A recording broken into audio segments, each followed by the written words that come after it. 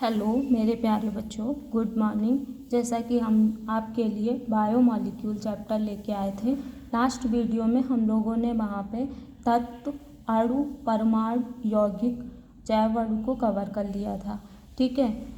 यौगिक जो थे वो आपके हमने वहाँ पे देखे थे, दो प्रकार के थे, कार्बनिक यौगिक और अकार्बनिक यौगिक। कार्बनिक यौगिक जो थे वो आपके 4 प्रकार से वहाँ पे देखे थे।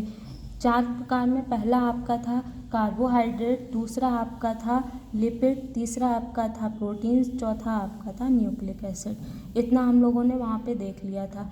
यह सब देखने के लिए आपको लास्ट वीडियो को एक बार देखना पड़ेगा। अब आज हम लोग देखेंगे पहला टॉपिक वहाँ का कार्बोहाइड्रेट। उसके बाद नेक्स्ट वीडियो में हम लोग लेके आएंगे लिपिड।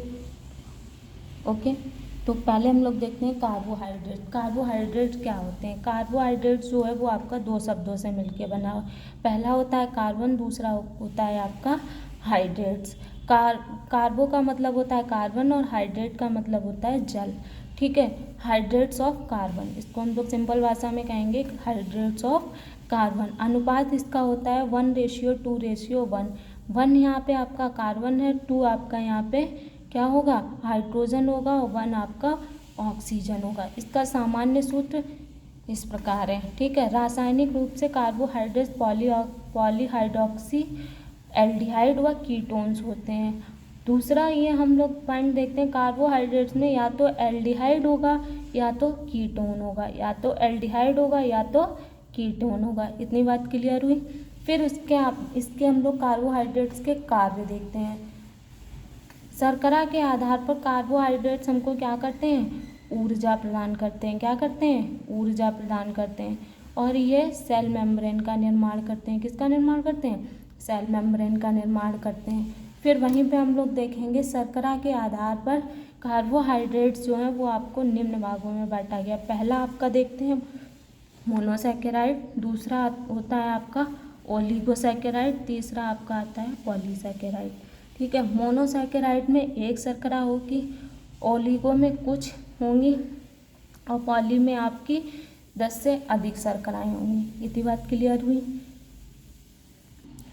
मोनोसैकेराइड्स जो हैं आपके जल में घुलनशील होते हैं और स्वाद में कैसे होते हैं, मीठे होते हैं। जैसे एग्जाम्पल इसका देख लेते हैं, ग्लूकोज हो गया, फ्रक्टोज हो गया और गैल्टोज हो गया। ओलिगोसैकेराइड जो होते हैं वो जल में घुलनशील हैं और ये कैसे होते हैं, मीठे होते हैं। सुक्रोज, माल्टोज, लैक्टोज ये इसके एग्जाम्पल हो गए। पॉलीसैकेराइड ये जल में कैसे होते हैं, अघुलनशील होते हैं, जैसे स्टार्च हो गया, ग्लाइकोजन हो गया और काइटिन हो गया।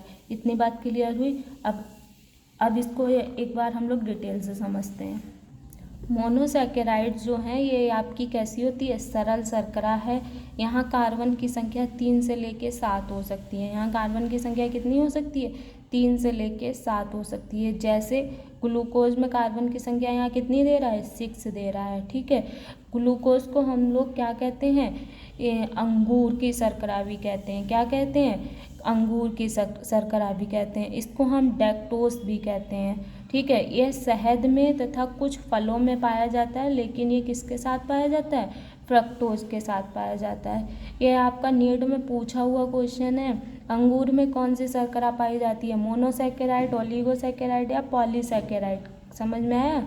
तो ये कुछ इम्पॉर्टेंट शर्कराएं, इनको बहुत ध्यान से देखिएगा।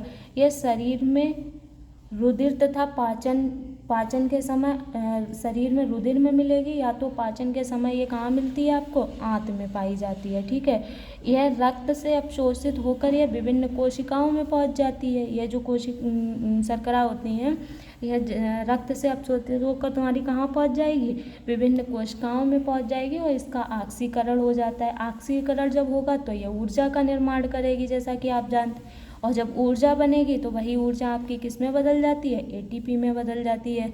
समझ में आई बात? ये किस में बदल जाती है, एटीपी में बदल जाती है। इसकी संरचना देख लीजिएगा।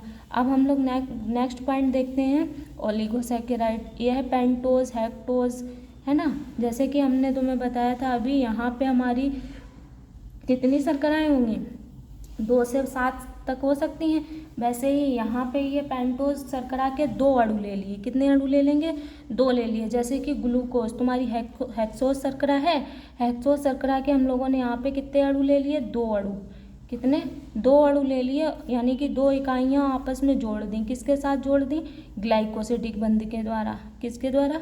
ग्लाइकोसिडिक बंध के द्वारा। यहाँ पे ये क्वेश्चन भी बहुत पूछता है, क्या कहते हैं, 2 शर्कराएँ आपस में कौन से बंध के द्वारा जुड़ती हैं? तो ग्लाइकोसिडिक बंध के द्वारा जुड़ती हैं।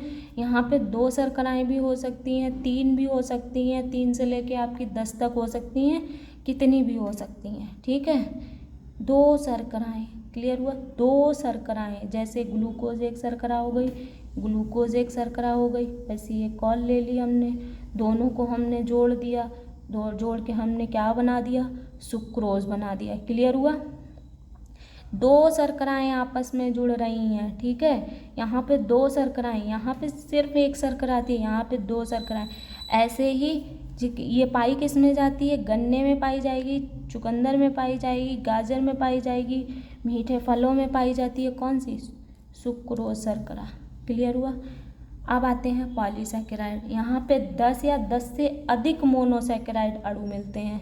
ग्लूकोज के जैसे मान लो यहाँ पे हमने 1 अणु लिया था, यहाँ पे 2 अणु लिया, तो यहाँ पे 10 या 10 से अधिक लेंगे। क्लियर हुआ? 10 या 10 से अधिक लेंगे।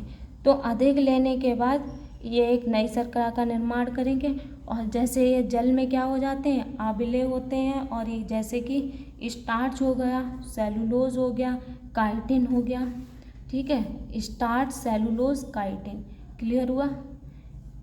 ऐसे ही अब हम लोग नेक्स्ट टॉपिक लेके आएंगे प्रोटीन्स। प्रोटीन्स को कवर करेंगे, फिर उसके बाद हम लोग न्यूक्लिक एसिड को कवर करेंगे, लिपिड को कवर करेंगे। ऐसे ही मोर इन्फॉर्मेशन के लिए वीडियो में बने रहिएगा, और चैनल को लाइक, शेयर, सब्सक्राइब करने से मत भूलिएगा। Thank you so much.